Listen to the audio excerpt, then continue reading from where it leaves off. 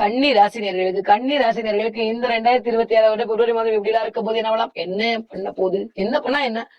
கன்னிராசிக்காரங்களாம் யாரு கேப்பா? நீங்க தான் உலகத்தையே ரூல் பண்ணிட்டு இருக்கீங்க. தொலைநோக்கு பார்வைன்னு சொல்லி சொல்லி கன்னிராசிக்காரங்களா இந்த தடவை நான் உசுபேத்தி விட்டதும் இல்லாம நிஜமாவே இந்த தடவை அவ்வளவு அல்டிமேட்டா இருக்கு. இருக்கிற அந்த 12 ராசியில வந்து என்னதான் குரு போய் போனா போயிட்டு போறாரு. மத்த எல்லா பிளானட்டும் நம்ம கைவசம் தான் இருக்கு. ராசிநாதன் ஆரம்பிக்கும் போதே நான் ராகுவோட தான் போவேன் அடமுடிச்சுட்டு போய் உட்காந்துக்கிறாரு. என்ன பண்றது? ஒண்ணும் பண்ண முடியாது. 6ஆம் இடத்துல இத்தனை கிரகம் சும்மா சும்மா இந்த 6ஆம் இடம் பம்பு வழக்கு கோர்ட். 6ஆம் இடம் தான் சர்வீஸ். 6ஆம் இடம் தான் உத்தியோகஸ்தானம். 6ஆம் இடம் தான் 5க்கு 2வது இடம். நிறைய கூட்டாளியை கொண்டு வரதெல்லாம் இந்த 6ஆம் இடம். கூட்டாளி 6ஆம் இடம். நிறைய கூட்டாளி சிறப்பு. ஐயோ அரசியல் பேசிட்டேனோ, புரிஞ்சிருச்சா? சரி, ஓகே, ஃபைன். புரிஞ்சவங்களா பிஸ்தாதான். ஓகே. கன்னிராசிக்காரர்களுக்கு இந்த தடவை பயங்கரமான ஒரு செலிபிரிட்டி யோகம் கிடைக்க போகுது. எங்க திரும்பினாலும் உங்க பேச்சுதான். அந்த அளவுக்கு ஒரு ஸ்டாண்ட் வைக்க போறீங்க. இந்த 6ஆம் இடம் எப்பயுமே நான் ஒரே ஒரு விஷயம் சொல்லிட்டே இருப்பேன்.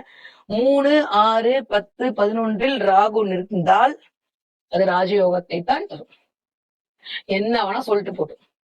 6ஆம் இடம் தனித்த ராகு பெருத்த பணம். ஆனா இத்தனை பேரோட சேர்ந்திருக்கக்கூடிய ராகு ராசிநாதனோட ராகு சேர்ந்த போது கொஞ்சம் மைக்ரோவா சில விஷயத்தை யோசிக்க வைப்பார். இது வரைக்கும் இல்லாத அளவுக்கு கன்னிராசிக்காரர்களுக்கு நிறைய டீப் அனலைஸ் பண்ண நடக்கும். ஒரு விஷயத்த ரொம்ப டீப்பா அப்படியே சொல்லுவாங்க, ரொம்ப மைக்ரோவா நுண்ணி அறிவுன்பாங்க. ரொம்ப டீப் அனலைஸ் பண்ணி சில விஷயத்த வந்து எக்ஸிக்யூட் பண்ணுவீங்க. ஆனா ராகு உட்கார்ந்துக்கூடிய பொசிஷன் பார்க்கும்போது நிறைய பேர் ஷேர்ல இன்வெஸ்ட் பண்ணலாமான்னு மண்டக்குள்ள அப்படியே ஒரு மணி அடிக்கும். உங்களுக்கு அதுல ஆல்ரெடி அறிமுகம் இருக்கு, அதுல ஆல்ரெடி பரிச்சயம் இருக்குன்னா தாராளமா ரிஸ்க் எடுங்க. இல்லாட்டி கடைசியில் நம்ம ரஸ்க் தான் சாப்பிட வைக்கும், ஒண்ணுமே கிடைக்காது. ஷேர் மார்க்கெட் நோ, இந்த மாசம் வேண்டவே வேண்டாம். ஏன்னா கன்னிராசிக்காரங்களுக்கு முதல்ல அப்படி கண்ணில் படுறதே இந்த ராகுவோட சேர்ந்தோன்னே ஏதாவது ஸ்டாக் வாங்கி போட்டலாமா, வெளியில இன்வெஸ்ட் பண்ணிடலாமா. ஏன்னா அடுத்த வர சுக்கிரன் போறான், 2ஆம் வீட்டு அதிபதி வேற. வெளியில போட்டா இப்பயே 300 ரூபாய், ஒரு வாரத்துல 400 ரூபாய், அடுத்த வாரத்துல 500 ரூபாய். இவங்களே ஒரு கால்குலேஷன் போட்டு வந்துருவாங்க. நம்ம இடிஐல போடலாமா, நம்ம இதுக்கு டைரக்டா வாங்கி வச்சு இதெல்லாம் பண்ணீங்கன்னா ஒரு 3-4 மாசத்துல அப்படியே அலாக்கா கம்மி போயிடும். அதனால தயவு செஞ்சு கொஞ்சம் இன்வெஸ்ட்மெண்ட்ல கவனம் தேவை தேவை தேவை. ஓகே. பட் அந்த 6ஆம் இடம் தான் சுய தொழிலும் இண்டிகேட் பண்ணும். நிறைய கன்னிராசிக்காரங்க இந்த தடவை ஸ்டாண்டர்டோட நிக்க போறீங்க. சுய தொழிலுக்கான ஒரு உத்வேகம் பிறக்க போகுது. இந்த பிசுபிசுப்பெல்லாம் புதன் தான்ப்பா. நிறைய பேருக்கு இந்த இது வரைக்கும் இல்லாம கன்னிராசிக்காரங்க நோட் பண்ணி பாருங்களேன். திடீர்னு சுகருக்குலாம் வந்து ஆயுர்வேதிக் மெடிசன் போவீங்க, திடீர்னு சித்தா மெடிசனுக்கு மாறுவீங்க. ஏதோ ஒரு விஷயத்துக்கு போய் வேற பக்கம் ஆயுர்வேதிக் பக்கம் சித்தா பக்கம் உங்களுடைய தாட் ப்ராசஸ் மாறும். ரொம்ப நாளா பிடிச்சிட்டு இருந்த நோயில இருந்து வெளியில வருவீங்க. உங்களை பாடா படுத்தின விஷயத்துல இருந்து ஒரு மாதிரி ரிலீஃபா இருக்கிற மாதிரி ஃபீல் பண்ணுவீங்க. பிள்ளைகள் குறித்த பெருமைகள் மேம்படும். கன்னி ராசியா இருக்கணும். கண்ணில தான் ஒரு பிளானட் இருந்தாலுமே இந்த தடவை அதான் நடக்க போகுது. நிறைய கன்னிராசிக்காரர்களுக்கு உங்களுடைய கவலைகள் மறக்கும். என்னதான் 7ஆம் இடத்துல இருந்து உங்களதான் பார்ப்பேன்னு சனி உங்களை பார்த்துட்டே இருந்தாலுமே கொஞ்சம் கொஞ்சம் விஷயம் டிலே ஆகுமே தவிர கண்டிப்பாக நடக்கும். நிறைய டிராவல்ல போயிட்டு கொஞ்சம் அப்படியே ஒரு மாதிரி அலைச்சல் வரும். இந்த 6ஆம் இடம் அப்படின்றது கொஞ்சம் ஹெல்த் வைஸும் சில பேருக்கு உங்களுக்கு ஜனனகால ஜாதகத்துல நல்லா இல்ல பட்சத்துல ஹெல்த் வைஸ் கொஞ்சம் பாதிப்புகளை உண்டாக்கும். 23ஆம் தேதிக்கு செவ்வாய் ஸ்ட்ராங்கா இருக்காரு. பட் 23ல இருந்து 28 தேதி வரைக்கும் உங்களுடைய கணவருடைய உடல்நிலையை பெண்களாக இருக்கிற பட்சத்தில் பார்த்துக் கொள்ள வேண்டும். 12ஆம் வீட்டு அதிபதி ராகுவோட பிடியில இருக்கும்போது நிறைய கன்னிராசிக்காரர்களுக்கு அப்பாக்களுக்கு மருத்துவ செலவு வர்றது, இல்ல குழந்தைங்களுக்கு மருத்துவ செலவு வருதுன்ற மாதிரி கொஞ்சம் 12ஆம் இடம்ன்றது கொஞ்சம் ராகுவோட பிடிக்கு போறனால ஏற்கனவே அது கேது வேற உட்கார்ந்துருக்கான். சோ தூக்கத்துல ஒரு டிஸ்டர்பன்ஸ் வரும். கோச்சிக்க மாட்டீங்களா சொன்னா? நிறைய பேருக்கு திடீர்னு அடுத்தவர்களை பட்டு போட்டி போறாமலாம் வரும். ராகு அதெல்லாம் பண்ண வைப்பான். பேராசையை கிரியேட் பண்ணுவான். நான் தான் பெரிய பிஸ்தான்ற மாதிரி பேச வைப்பான். பேச்சின் மூலமாக சில பேர்கிட்ட சில விஷயத்தை வந்து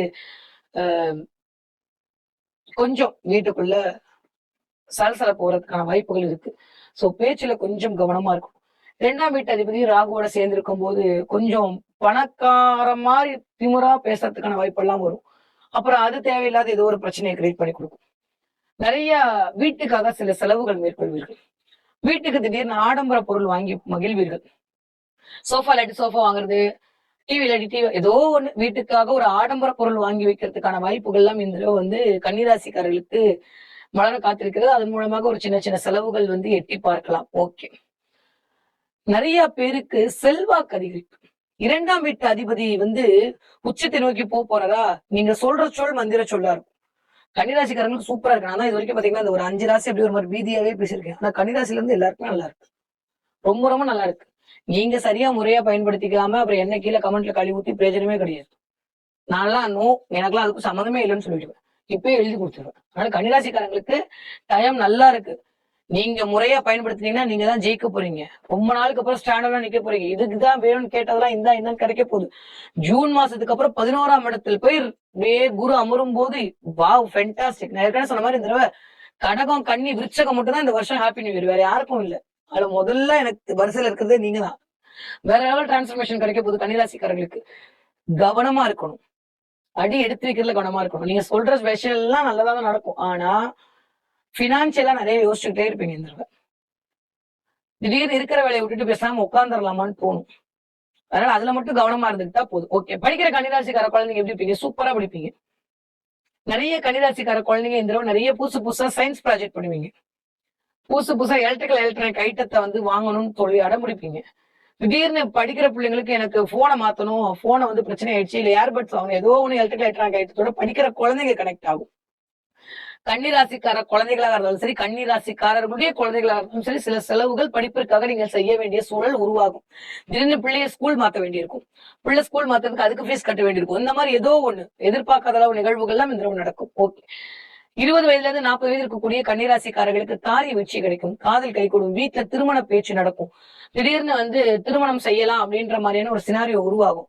நிறைய பேருக்கு கோர்ட்டு கேஸ் வம்பு வழக்கெல்லாம் டக்குன்னு இந்த தடவை முடியும். யாரெல்லாம் அதுல இழுத்துட்டு இருந்தீங்களோ அதெல்லாம் போட்டுட்டீங்களோ அது நடக்கும். ஒருவேளை அதெல்லாம் வராட்டி இந்த தடவை அது வருவதற்கான வாய்ப்புகளை உருவாக்கி கொடுக்கும். சோ கவனமாவும் இருக்கணும், கொஞ்சம் எச்சரிக்கையாவும் இருக்கணும். பேசி தீர்த்துக்க வேண்டிய விஷயத்த பேசியே தீர்த்துக்கோங்க. தேவையில்லாம கோவப்பட்டு வார்த்தையை விட்டுறாதீங்க. நீங்க செயல்ல காட்டினா போதும். இந்த தடவை கொஞ்சம் அப்படியே கெத்தா இருக்கும் போது நம்மள அறியாம நம்ம கொஞ்சம் கோவப்படுறதுக்கான வாய்ப்பெல்லாம் இருக்கு.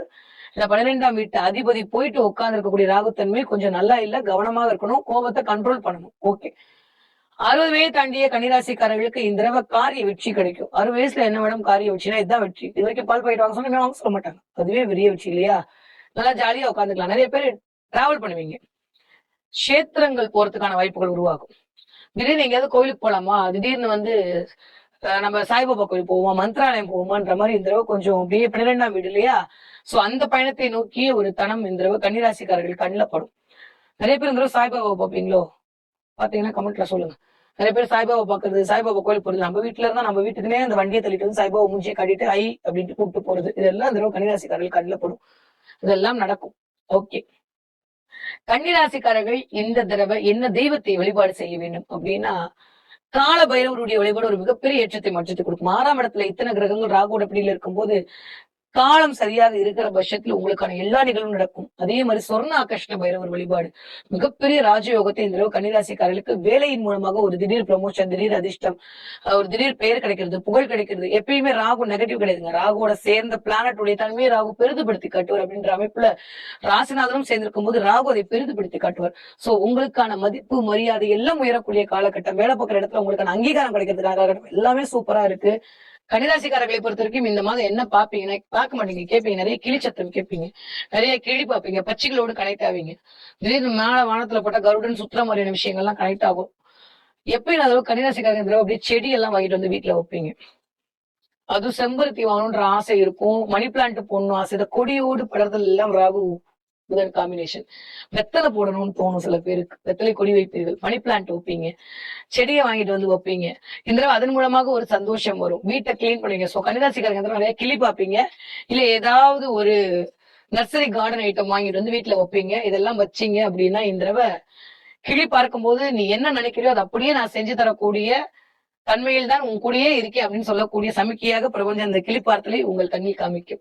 நீங்க இந்த மாதிரி ஐட்டம் எல்லாம் வாங்கிட்டு வரீங்க, நீங்க நர்சரி ஐட்டம் ஏதாவது வாங்கிட்டு வரீங்க, இல்ல ஏதாவது செடி வாங்குறீங்க, இல்ல புதுசா வந்து திடீர்னு வெத்தலை போறீங்க, யாரோ உங்க கையில உங்களுக்கு இதெல்லாம் கொடுக்குறாங்க அப்படின்னா வாழ்க்கை பசுமையாக போகிறது என்று சொல்லக்கூடிய சமிக்கைகளாக இந்த நிகழ்வுகள் எல்லாம் நடக்க போகிறது. சோ ரொம்ப ரொம்ப நல்லா இருக்கு கன்னிராசிக்காரர்களுக்கு இந்த பிப்ரவரி மாதம் 2026 வருடம்.